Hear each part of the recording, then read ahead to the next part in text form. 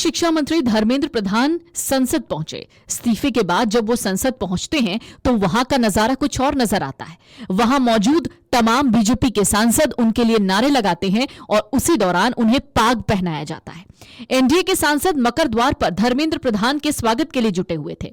जैसे ही प्रधान वहां पहुंचते हैं, अपनी गाड़ी से बाहर निकलते हैं, सांसदों ने उनके लिए नारे लगाने शुरू कर दिए और उन्हें पाग पहनाया और फिर अपने साथ संसद ले गए। इसका वीडियो भी सामने आया है। हालांकि दूसरी तरफ विपक्ष लगातार हंगामा कर रहा था।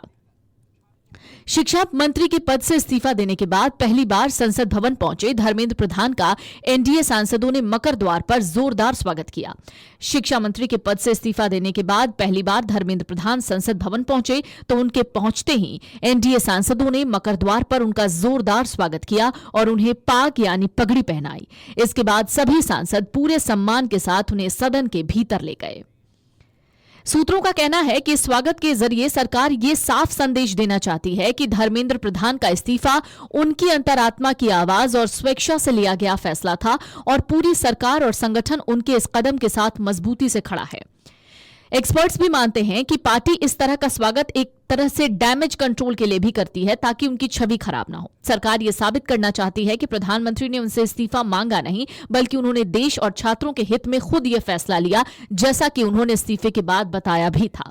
उधर विपक्ष भी मकर द्वार के आसपास इकट्ठा होकर रणनीति बनाने में जुटा दिखा।